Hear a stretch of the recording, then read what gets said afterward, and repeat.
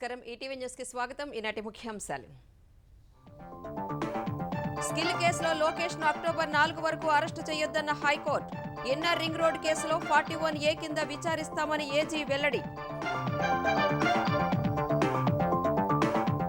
చంద్రబాబు ముందస్తు bail petition పై విచారణ వాయిదా అక్రమ అరెస్టుపై మోత మోగిద్దాం పేరిట ఆందోళనకు బ్రాహ్మణి పిలుపు జగనన్న ఆరోగ్య సురక్ష కార్యక్రమం ప్రారంభించిన జగన్ గ్రామాల్లో ప్రతి ఇంటికి వెళ్లి 7 రకాల పరీక్షలు నిర్వహిస్తారని వెల్లడి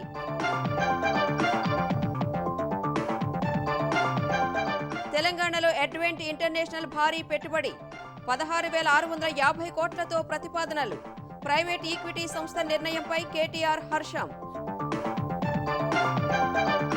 వచ్చే నెల 1-3 తేదీల్లో ప్రధాని తెలంగాణ పర్యటన 21,566 కోట్లు విలువైన ప్రాజెక్టులకు ప్రారంభోత్సవాలు శంకుస్థాపనలు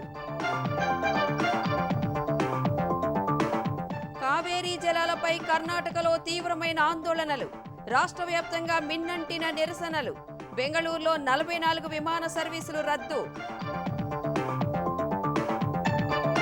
పోక్సో చట్టంలో మార్పులపై న్యాయ కమిషన్ కీలక ప్రతిపాదనలు లైంగిక చర్యకు సమ్మతి వయసు తగ్గించవద్దని కేంద్రానికి సూచన ఆసియా క్రీడల్లో భారత షూటర్ల హవా మరో 2 స్వర్ణాలు 3 రజతాలు కైవసం పాయింట్ల పట్టికలో 4వ స్థానానికి ఇండియా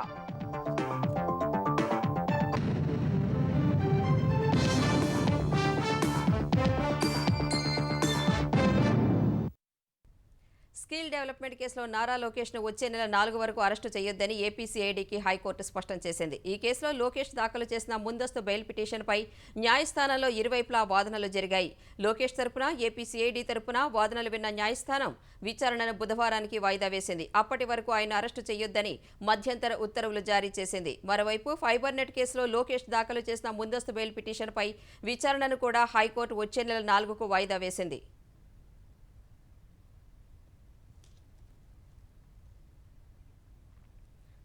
అమరావతి రింగ్ రోడ్డు కేసులో సీఆర్పీసీ 41A ప్రకారం లోకేష్ కు ముందస్తు నోటీసులు ఇస్తామని ఏజీ శ్రీరామ్ హైకోర్టుకు తెలిపారు.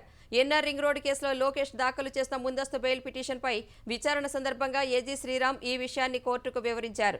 అడ్వకేట్ జనరల్ ఇచ్చిన వివరాలను హైకోర్టు నమోదు చేసుకుంది. అరెస్టు గురించి ఆందోళన లేనందున ముందస్తు బెయిల్ పిటిషన్పై విచారణ ముగిస్తున్నట్లు న్యాయమూర్తి తెలిపారు. గతేడాది నమోదైన ఈ కేసులో ఇటీవలే లోకేష్ పేరును చేరుస్తూ ఏసీబీ కోర్టులో సీఐడీ మెమో దాఖలు చేసింది.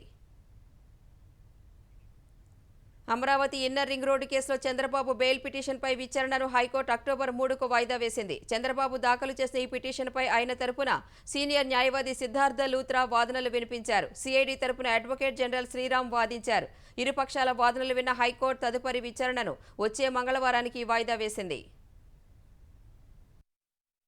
ఏజీ గారు మేము 267 సిఆర్పిసి పిటిషన్ ఫైల్ చేశాము. 167 క్లాస్ 2 పిటిషన్ పెండింగ్లో ఉంది. వారి యొక్క పోలీస్ కస్టడీ పిటిషన్ పెండింగ్లో ఉంది అని చెప్పడం జరిగింది. అండ్ చంద్రబాబు నాయుడు గారి తరఫున సిద్ధార్థ లూత్రా గారు బాఫ్నా అనేటటువంటి ఒక సైటేషన్ని Pepsi foods versus special judicial magistrate అనేటువంటి సైటేషన్ కోట్ చేస్తూ ఫస్ట్ 15 డేస్లో పోలీస్ కస్టడీని వాడుకున్న తర్వాత మళ్ళీ పోలీస్ కస్టడీ ఇవ్వడం అనేది ఉండదు. అట్లాగే పోలీస్ కస్టడీ, జ్యుడిషియల్ కస్టడీ ఈ ఏఈ కూడా టెక్నికాలిటీస్ ఒక బెయిల్ కోసం వచ్చినప్పుడు అడ్డంకి కాదు. కోర్టుకి ఒక ఆర్డర్ ఇచ్చేటటువంటి పవర్ ఉన్నప్పుడు court can exercise by weighing the facts of both the sides అని చెప్పినప్పుడు కోర్టు కొంచెం బాగా కన్విన్స్ అయినట్టు కనపడింది. On 3rd of October mister Siddhartha Luthra is going to conclude the arguments on behalf of mister Chandrababu Naidu. Telugu Desam అధినేత చంద్రబాబుతో ఆయన సతీమణి నారా భువనేశ్వరి, కోడలు బ్రాహ్మణి, మాజీ మంత్రి నారాయణ ములాఖాత్ అయ్యారు. ఉదయం 11 గంటల సమయంలో జైలు వద్దకు వెళ్లిన భువనేశ్వరి, బ్రాహ్మణి, నారాయణ సుమారు 40 నిమిషాల పాటు చంద్రబాబుతో మాట్లాడారు. చంద్రబాబు జైల్లో ఉన్న ఆయన ఆలోచన అంతా దేశం, రాష్ట్రం, ప్రజలేనని మాజీ మంత్రి నారాయణ తెలిపారు. ఎంఎస్ స్వామినాథన్ మృతికి చంద్రబాబు సంతాపం తెలిపారని, తనకు మద్దతు తెలిపిన అందరికీ ధన్యవాదాలు తెలపమన్నారని వివరించారు. ప్రభుత్వం చేసే అవినీతి, దౌర్జన్యాలపై పోరాటం కొనసాగించాలని చంద్రబాబు సూచించినట్లు వెల్లడించారు. న్యాయం జరుగుతుందని తమకు నమ్మకం ఉందన్న నారాయణ ఏపీలో ఏ వర్గము జగన్ వెంట నడవదని తేల్చి చెప్పారు. ఎన్ఆర్ రింగ్ రోడ్లో తన సొంత భూమి పోయిందని, దాని విలువ సుమారు 7 కోట్లకు పైగా ఉంటుందని చెప్పారు. త్వరలోనే జనసేనతో కలిసి ఉమ్మడి కార్యాచరణ ప్రకటిస్తామని నారాయణ తెలిపారు. చంద్రబాబు అరెస్టును ఖండిస్తూ ఏపీ వ్యాప్తంగా నిరసనలు కొనసాగుతున్నాయి. కృష్ణా జిల్లా పెనమలూరులో తెలుగుదేశం నేత బోడే ప్రసాద్ చేపట్టిన ఆమరణ నిరాహార దీక్ష రెండో రోజుకు చేరింది. ఉయ్యూరులో తెలుగుదేశం కౌన్సిలర్లు నిరసన చేపట్టారు. తూర్పుగోదావరి జిల్లాలో మాజీ ఎమ్మెల్యే బూరుగుపల్లి శేషారావు చేపట్టిన నిరసన దీక్షకు జనసేన నేతలు సంఘీభావం ప్రకటించారు. పశ్చిమ గోదావరి జిల్లా శృంగవృక్షంలో మహిళలు 108 కలశాల గోదావరి జలాలతో ప్రదర్శన చేశారు. అనంతరం శివాలయంలో ప్రత్యేక పూజలు చేశారు. చంద్రబాబు అరెస్టును ఖండిస్తూ మోత మోగిద్దాం పేరుతో నిరసన కార్యక్రమానికి నారా బ్రాహ్మణి పిలుపునిచ్చారు. రేపు రాత్రి 7 గంటల నుంచి 7 గంటల 5 నిమిషాల వరకు ప్యాలెస్ లో ఉన్న జగన్కు వినిపించేలా మోత మోగించాలని పిలుపునిచ్చారు. ఆ నిరసనలను వీడియో తీసి సామాజిక మాధ్యమాల్లో షేర్ చేయాలని సూచించారు. మోత మోగిద్దాం కార్యక్రమానికి మద్దతు తెలిపిన నారా లోకేష్ అక్రమ అరెస్టు చేస్తే ప్రజాగ్రహం ఎలా ఉంటుందో చూపిద్దామన్నారు. రేపు రాత్రి ఉన్న చోటే మోత మోగించి ప్రజాశబ్దం వినిపిద్దామని లోకేష్ సూచించారు. ఆంధ్రప్రదేశ్లో వచ్చే ఎన్నికలు పేదలు పెత్తందార్ల మధ్య జరిగే కురుక్షేత్రమని సీఎం జగన్ పునరుద్ఘాటించారు. విజయవాడ విద్యాధరపురంలో వైఎస్ఆర్ వాహనమిత్ర పథకం నిధులను విడుదల చేశారు. సంక్షేమ పథకాలన్నీ పారదర్శకంగా అమలు చేస్తున్నామన్న సీఎం విపక్షాలు చెప్పే మాయమాటలు నమ్మొద్దని కోరారు. ప్రజలే తనకు సైన్యంలా పనిచేయాలని విజ్ఞప్తి చేశారు. వాహనమిత్ర పథకం నిధుల విడుదల కోసం ప్రభుత్వ నిధులతో ఏర్పాటు చేసిన కార్యక్రమాన్ని పూర్తిగా రాజకీయ కార్యక్రమంగా మార్చేసిన సీఎం విపక్షాలపై మరోసారి తీవ్రస్థాయిలో ఆరోపణలు చేశారు. అధికారిక సభకు తెలుగుదేశం ఎంపీ కేశినేని నానిని కనీసం ఆహ్వానించకుండా ప్రోటోకాల్ విస్మరించారు. మచిలీపట్నం ఎంపీ బాలశౌరికి మాత్రం ముందు వరుసలో సీట్ కేటాయించారు. పలువురు వైకాపా నేతల మధ్య నివురుగప్పిన నిప్పులా ఉన్న విభేదాలు బయటపడ్డాయి. కృష్ణా, ఎన్టీఆర్ జిల్లాల్లో జరిగే ప్రతి సభకు తప్పక హాజరయ్యే మాజీ మంత్రి కొడాలి నాని బహిరంగ సభకు డుమ్మా కొట్టారు. మైలవరం ఎమ్మెల్యే వసంత కృష్ణప్రసాద్, మంత్రి జోగి రమేష్ కనీసం పలుకరించుకోలేదు. సభకు వచ్చిన మాజీ మంత్రి పేర్ని నానికి ప్రోటోకాల్ మర్యాద దక్కకపోవటం వల్ల అవమానంతో వెనుదిరిగారు. ఒక్క పైసా కూడా అవినీతి గాని, ఎక్కడా కూడా వివక్ష గాని ఇవేవి కూడా లేకుండా మన ప్రభుత్వం ఒక వైపున ఉంటే మరో వైపున fibre grid scam, skill development scam, inner ring road scam, Amaravati పేరిట చేసిన అతిపెద్ద దగా, పిల్లలను సైతం వదలకుండా అన్ని వర్గాలను మోసం చేసిన వీరికి మధ్య యుద్ధం జరగబోతా ఉంది. రాబోయే రోజుల్లో వాళ్ళందరూ మీ ఇంటికి వస్తారు. ఒక్కొక్క ఇంటికి కేజీ బంగారం ఇస్తామంటారు, బెంచ్ కార్ ఇస్తామని కూడా చెప్తారు. నమ్మకండి ఈ మాటల్ని. మీ ఇంట్లో మీకు మంచి జరిగి ఉంటే మాత్రం మీ బిడ్డకు మీరే సైనికులుగా నిలబడండి అని చెప్పి ఈ సందర్భంగా మిమ్మల్ని అందరినీ కూడా కోరుతా ఉన్నా. సీఎం జగన్ వాహనమిత్ర ద్వారా 10,000 ఇస్తూ ₹1,00,000 కొట్టేస్తున్నారని తెలుగుదేశం ఏపీ అధ్యక్షుడు అచ్చెన్నాయుడు విమర్శించారు. నవరత్నాల పేరుతో నవమోసాలకు పాల్పడ్డారని ధ్వజమెత్తారు. సంక్షేమానికి ఏటా బడ్జెట్లో చంద్రబాబు 18.21% నిధులు ఖర్చు పెడితే జగన్ 16.20% మాత్రమే ఖర్చు చేస్తున్నారని విమర్శించారు. పేదల్ని సొంత కాళ్లపై నిలబెట్టేలా చంద్రబాబు సంక్షేమం అమలు చేశారని, డ్రైవర్లకు ఇన్నోవా కారు ఇచ్చి యజమానిని చేశారని అచ్చెన్నాయుడు గుర్తు చేశారు. పేదల్ని బిచ్చగాళ్లు చేసేలా ముఖ్యమంత్రి జగన్ బటన్ నొక్కుతున్నారని ఆగ్రహం వ్యక్తం చేశారు. రైతు భరోసా పేరుతో ₹7,500 ఇస్తూ డ్రిప్ ఇరిగేషన్ వంటి పథకాలు రద్దు చేశారని ఆక్షేపించారు. సెంటు పట్టా పేరుతో పేదల్ని అప్పులపాలు చేసి భూమి కొనుగోలులో వైకాపా నేతలు 7,000 కోట్లు మింగేశారని ఆరోపించారు. చంద్రబాబు 16 లక్షల మందికి ఫీజు రియంబర్స్మెంట్ ఇస్తే జగన్ 10 లక్షల మందికే ఇస్తున్నారని వెల్లడించారు. బిల్లుల పెండింగ్తో ఆరోగ్యశ్రీని అనారోగ్యశ్రీగా మార్చారని, ఆసరా పేరుతో డ్వాక్రా మహిళలకు టోకరా వేస్తున్నారని ఆగ్రహం వ్యక్తం చేశారు. బీసీ, ఎస్సీ, ఎస్టీ, మైనార్టీల సప్లాన్ నిధులు దారి మళ్లించారన్నారు. దగా చేస్తూ ఉద్ధరిస్తున్నారని చెప్పుకోవడానికి జగన్ సిగ్గుపడాలని అచ్చెన్నాయుడు అన్నారు. ప్రముఖ ప్రైవేట్ ఈక్విటీ పెట్టుబడిదారు సంస్థ అడ్వెంట్ ఇంటర్నేషనల్ తెలంగాణలో భారీ పెట్టుబడి పెట్టేందుకు ముందుకొచ్చింది. హైదరాబాద్లోని ప్రగతి భవన్లో మంత్రి కేటీఆర్తో సమావేశమైన ఆ సంస్థ managing director Pankaj Patwari, operating partner Vaidish Annaswamy హైదరాబాద్లో 16,650 కోట్ల రూపాయల పెట్టుబడి పెడతామని వెల్లడించారు. కేటీఆర్ తన అమెరికా పర్యటనలో భాగంగా Advent International managing partner John మాల్డోనాడోతో జరిగిన సమావేశంలో Hyderabad life sciences, pharma ecosystem గురించి విస్తృతంగా చర్చించిన అంశాన్ని ఈ సమావేశంలో పంకజ్ పట్వారీ ప్రస్తావించారు. ఈ పెట్టుబడి ద్వారా తమ సంస్థ API, contract development and manufacturing రంగంలో అగ్రస్థానంలో నిలిచేందుకు దోహదపడుతుందని ఆ సంస్థ వెల్లడించింది. అడ్వెంట్ ఇంటర్నేషనల్ సంస్థ పెట్టుబడిపై మంత్రి కేటీఆర్ హర్షం వ్యక్తం చేశారు. హైదరాబాద్లో గ్రీన్ ఫీల్డ్ R&D ల్యాబ్ను ఏర్పాటు చేస్తున్నందుకు సంతోషం వ్యక్తం చేశారు. ఫార్మా, లైఫ్ సైన్సెస్ రంగాల్లో హైదరాబాద్ వృద్ధికి ఈ పెట్టుబడి సంకేతమని కేటీఆర్ పేర్కొన్నారు. ప్రధాని నరేంద్ర మోదీ అక్టోబర్ 1, 3వ తేదీ తెలంగాణ పర్యటన షెడ్యూల్ ఖరారైంది. 1న మహబూబ్ నగర్, 3న నిజామాబాద్ జిల్లాల్లో నిర్వహించే బహిరంగ సభల్లో పాల్గొంటారు. పాలమూరు కేంద్రంగా 13,545 కోట్ల రూపాయల విలువైన బహుళ అభివృద్ధి కార్యక్రమాలకు శంకుస్థాపన చేయనున్నారు. అక్టోబర్ 3న నిజామాబాద్ పర్యటనలో భాగంగా 8,021 కోట్ల అభివృద్ధి పనులను ప్రజలకు అంకితం చేస్తారు. రహదారులు, రైలు, పెట్రోలియం, సహజ వాయువు, ఉన్నత విద్య వంటి రంగాల్లో పలు ప్రాజెక్టులకు ప్రధాని శంకుస్థాపన చేయనున్నారు. రామగుండంలో నిర్మించిన 800 మెగావాట్ల ఎన్టీపీసీ విద్యుత్ ప్లాంటును ప్రారంభిస్తారు. 1,360 కోట్లతో నిర్మించే 496 బస్తీ దవాఖానాల పనులను మోదీ వర్చువల్గా ప్రారంభిస్తారు. నాగ్పూర్, విజయవాడ ఎకనామిక్ కారిడార్లో భాగమైన పలు రహదారి ప్రాజెక్టులకు ప్రధాని శంకుస్థాపన చేయనున్నారు. 500 కోట్ల రూపాయల వ్యయంతో జక్లేర్, కృష్ణా మధ్య 37 కిలోమీటర్ల మేర నిర్మించిన కొత్త రైల్వే లైన్ను జాతికి అంకితం చేయనున్నారు.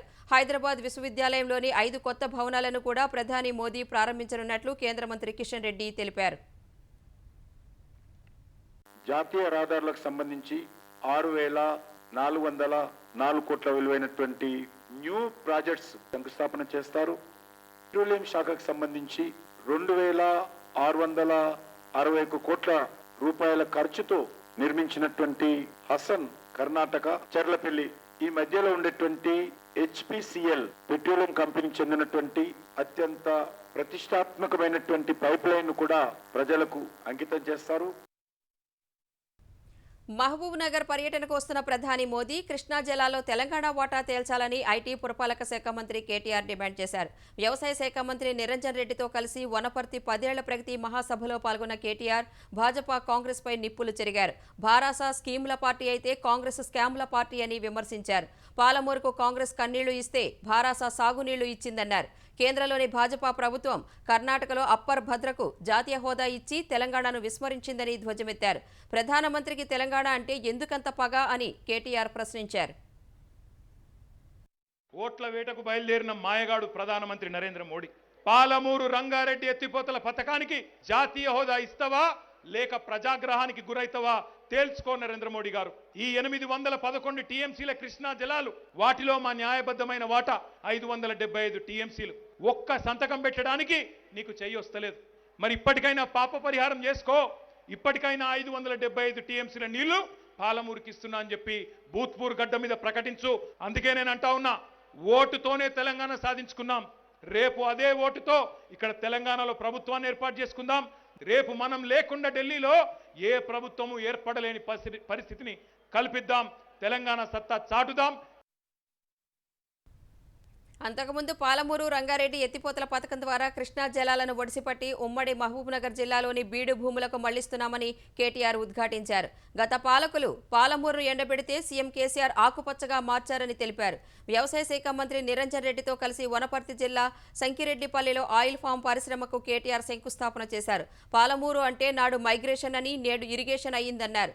సాంప్రదాయ పంటలతో రైతులు వ్యవసాయానికి దూరమయ్యే అవకాశం ఉందని గుర్తించి దూరదృష్టితోనే కేసీఆర్ ప్రత్యామ్నాయ పంటలను ప్రోత్సహిస్తున్నారని చెప్పారు.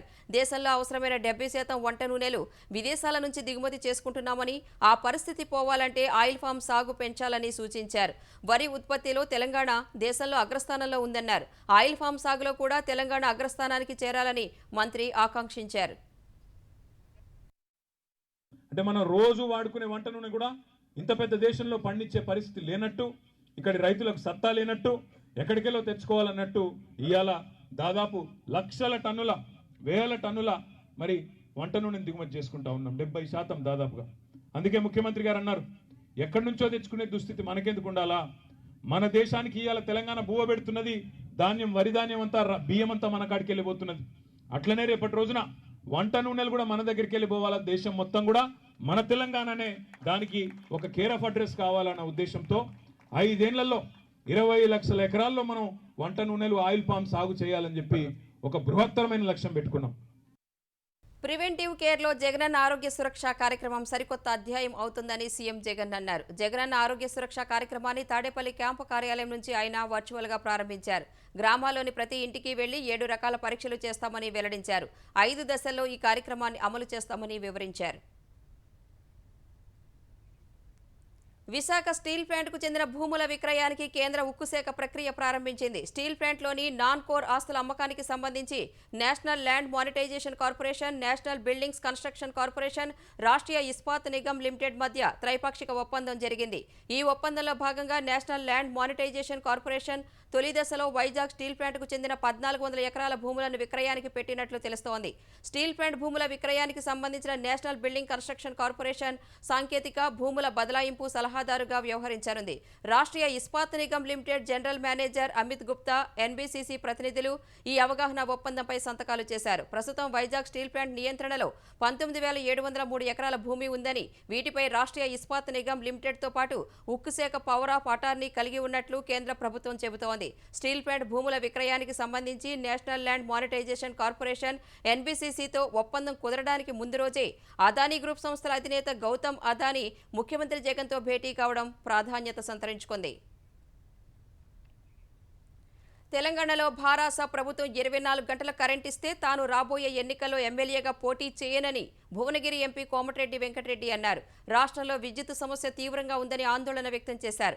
విద్యుత్ శాఖ మంత్రి ఉన్నా లేనట్లే అన్న ఆయన మంత్రి వద్ద సబ్జెక్ట్ లేదని విమర్శించారు. కాంగ్రెస్ వాళ్లు ఎమ్మెల్యే టికెట్ 10 కోట్లకు అమ్ముకుంటున్నారంటూ హరీష్ రావు పనికిమాలిన మాటలు మాట్లాడుతున్నారని ధ్వజమెత్తారు. కాంగ్రెస్ ఇచ్చిన 6 గ్యారంటీలు 100 రోజులు అమలు చేసి తీరుతామన్న ఆయన లేదంటే ప్రభుత్వం నుంచి బయటకు వస్తామన్నారు. కర్ణాటకలో అమలవుతున్న పథకాలను మంత్రులు తనతో వస్తే తీసుకువెళ్లి చూపిస్తానని సవాల్ విసిరారు. 10 గంటల కరెంట్ లేక సగం పొలాలు ఎండిపోయినాయి. అంటే 40-50 లక్షల ఎకరాలలో పంట పొలాలు ఎండిపోయే పరిస్థితి ఏర్పడ్డది. దీని మీద ఏ మంత్రి మాట్లాడతలేడు. దీన్ని తీవ్రంగా నిరసిస్తున్నాం, ఖండిస్తున్నాం. మీరు ఎవరైనా సరే కేటీఆర్, కేసీఆర్ ఏ సబ్ స్టేషన్ అయినా ఇడికెళ్ళి డైరెక్ట్ పోదాం. మీరు ప్రగతి భవన్కి వెళ్ళి బయలుదేరండి.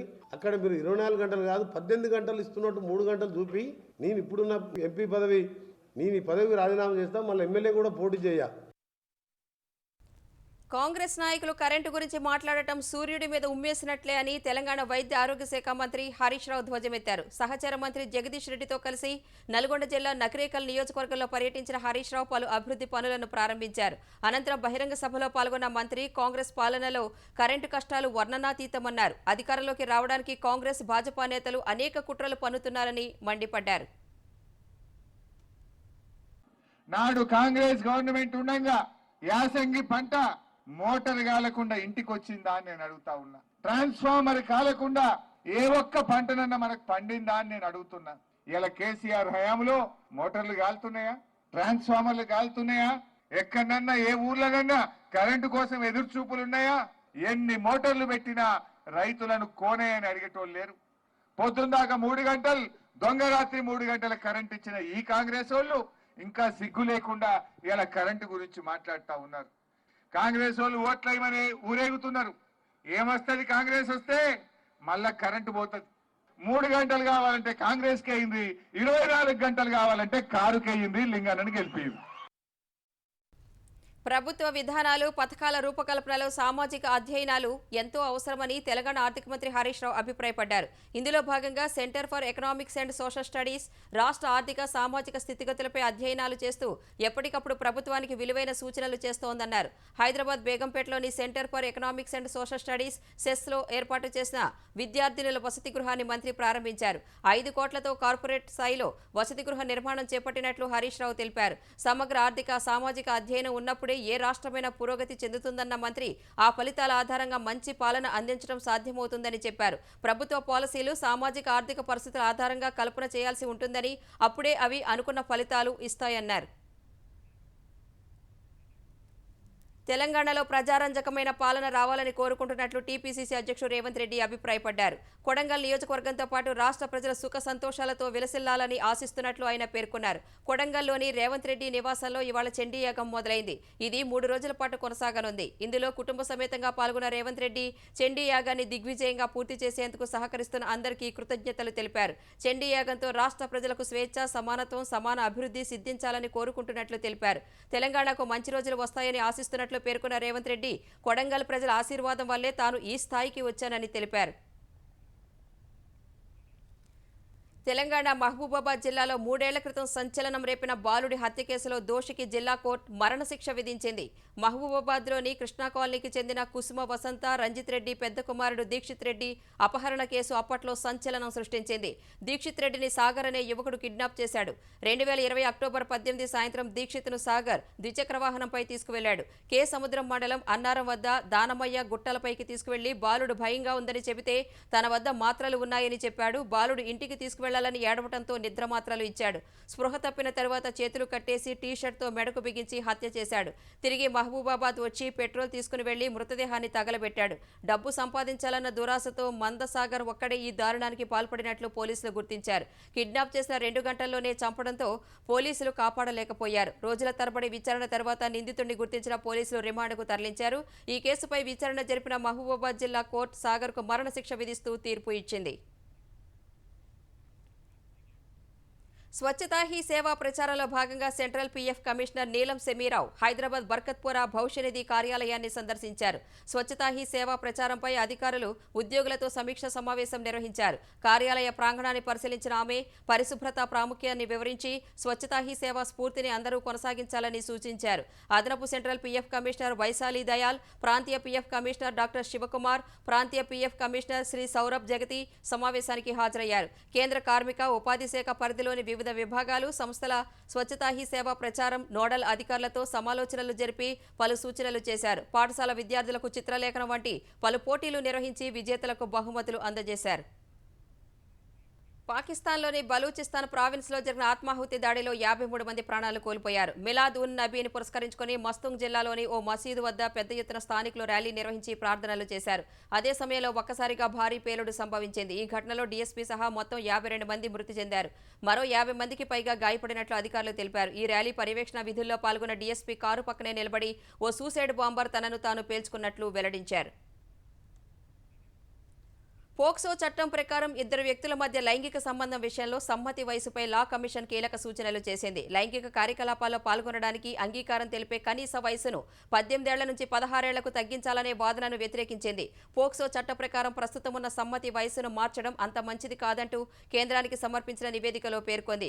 ఒకవేళ సమ్మతి వయసు తగ్గిస్తే బాల్య వివాహాలు, పిల్లల అక్రమ రవాణాకు వ్యతిరేకంగా జరుగుతున్న పోరాటాలపై ప్రతికూల ప్రభావం చూపుతుందని లా కమిషన్ తెలిపింది. దేశవ్యాప్తంగా ఈ ఎఫ్ఐఆర్ నమోదును దశలవారీగా అమల్లోకి తీసుకురావాలన్న లా కమిషన్ ఇందుకోసం కేంద్రీకృత జాతీయ పోర్టల్ను ఏర్పాటు చేయాలని ప్రతిపాదించింది. దీనివల్ల కేసుల నమోదులో ఆలస్యం జరగదని, నేరం జరిగిన వెంటనే ఫిర్యాదు చేసేందుకు వీలుంటుందని లా కమిషన్ అభిప్రాయపడింది. కర్ణాటక ప్రభుత్వం పొరుగున ఉన్న తమిళనాడుకు కావేరీ నీటిని విడుదల చేయాలని వ్యతిరేకిస్తూ కన్నడ రైతు సంఘాలు పిలుపునిచ్చిన రాష్ట్ర బంద్ ఉధృతంగా కొనసాగుతోంది. బంద్కు మద్దతుగా హోటళ్లు, విద్య, వ్యాపార సంస్థలు మూతపడ్డాయి. టాక్సీలు, ఆటోలు కూడా ఎక్కడికక్కడే నిలిచిపోయాయి. బంద్ ప్రభావం విమాన రాకపోకలపైనా పడింది. బెంగళూరు విమానాశ్రయంలో ఈ ఉదయం 44 విమాన సర్వీసులు రద్దయ్యాయి. బంద్ నేపథ్యంలో చాలా మంది ప్రయాణికులు తమ టికెట్లను రద్దు చేసుకోగా ఈ విమాన సర్వీసులను రద్దు చేసినట్లు తెలుస్తోంది. మైసూరులో బస్టాండ్ ఎదుట రైతు సంఘాల నేతల ఆందోళనకు దిగగా బస్సుల రాకపోకలకు అంతరాయం ఏర్పడింది. ఇప్పటి వరకు 50 మందికి పైగా ఆందోళనకారులను అదుపులోకి తీసుకున్నట్లు పోలీసులు తెలిపారు. బంద్ దృష్ట్యా అర్ధరాత్రి వరకు రాష్ట్ర వ్యాప్తంగా 144 సెక్షన్ విధించారు. అవాంఛనీయ ఘటనలు చోటు చేసుకోకుండా పలు చోట్ల సీఆర్పీఎఫ్ బలగాలను మోహరించారు. ప్రభుత్వ కార్యాలయాలు సహా పర్యాటక, చారిత్రక కట్టడాల వద్ద భద్రత పెంచారు. అటు తమిళనాడు సరిహద్దు ప్రాంతాల్లోనూ భద్రతను కట్టుదిట్టం చేశారు. తమిళనాడు వెళ్లే వాహనాలను ముమ్మరంగా తనిఖీ చేస్తున్నారు. కన్నడ సంఘాలకు వ్యతిరేకంగా తమిళనాడులోనూ కొన్ని చోట్ల ఆందోళనలు కొనసాగుతున్నాయి. పార్లమెంటు ఆమోదించిన మహిళా రిజర్వేషన్ల బిల్లు చట్టరూపు దాల్చింది. ఈ బిల్లుపై రాష్ట్రపతి ద్రౌపది ముర్ము సంతకం చేశారు. లోక్సభ, శాసనసభలో మహిళలకు 33% రిజర్వేషన్లు కల్పించే ఈ బిల్లుకు ఇటీవలే పార్లమెంటు ఉభయ సభలు ఆమోదముద్ర వేశాయి. రాష్ట్రపతి ఆమోదం తర్వాత ఇందుకు సంబంధించి కేంద్ర న్యాయశాఖ గెజిట్ నోటిఫికేషన్ విడుదల చేసింది. 106వ రాజ్యాంగ సవరణ ద్వారా చట్టసభలో మహిళలకు కేంద్రం 33% రిజర్వేషన్లు కల్పించింది. జనాభా లెక్కల తర్వాత చేపట్టే డీలిమిటేషన్ అనంతరం మహిళా రిజర్వేషన్లు అమలులోకి వస్తాయి. కేంద్ర ప్రభుత్వం అధికారిక గెజిట్లో నోటిఫికేషన్ ద్వారా ఖరారు చేసే తేదీ నుంచి ఇది అమలవుతోంది. ఆసియా క్రీడల్లో భారత షూటర్ల హవా కొనసాగుతోంది. ఇవాళ 2 స్వర్ణ పతకాలు షూటర్ల ఖాతాలో చేరాయి. పురుషుల 50 మీటర్ల 3 పొజిషన్ టీం ఈవెంట్లో ఐశ్వరీ ప్రతాప్ సింగ్, స్వప్నిల్ కుసాలే, అఖిల్ శిరన్ బృందం పసిడి పతకం సొంతం చేసుకుంది. ఈ ఈవెంట్లో భారత జట్టు 1769 పాయింట్లతో ప్రపంచ రికార్డు నమోదు చేసింది. ఇదే విభాగం వ్యక్తిగత ఈవెంట్లో ఐశ్వరీ ప్రతాప్ సింగ్ రజతం సాధించాడు. మహిళల 10 మీటర్ల ఎయిర్ పిస్టోల్ వ్యక్తిగత విభాగంలో పాలక్ స్వర్ణం, ఇషా సింగ్ రజత పతకాలు దక్కించుకున్నారు. మహిళల 10 మీటర్ల ఎయిర్ పిస్టోల్ టీం విభాగంలో ఇషా సింగ్, పాలక్, దివ్య తడిగోల్ బృందం రజతం కైవసం చేసుకుంది. ఇప్పటివరకు షూటింగ్లో భారత్కు మొత్తం 18 పతకాలు వచ్చాయి. ఇందులో 6 స్వర్ణాలు, 7 రజతాలు, 5 కాంస్యాలు ఉన్నాయి. ఆసియా క్రీడల్లో భారత్కు షూటింగ్లో దక్కిన అత్యధిక పతకాలు ఇవే. టెన్నిస్ పురుషుల డబుల్స్లో సాకేత్ మైనేని, రామ్ కుమార్ రామ్నాథన్ జోడీ రజత పతకం గెలుచుకుంది. రామ్ కుమార్కు ఆసియా క్రీడల్లో ఇది తొలి మెడల్ కాగా సాకేత్కి ఇది 3వ పతకం. ఇప్పటివరకు ఆసియా క్రీడల్లో భారత పతకాల సంఖ్య 32కు చేరింది. పతకాల పట్టికలో భారత్ 4వ స్థానానికి చేరుకుంది.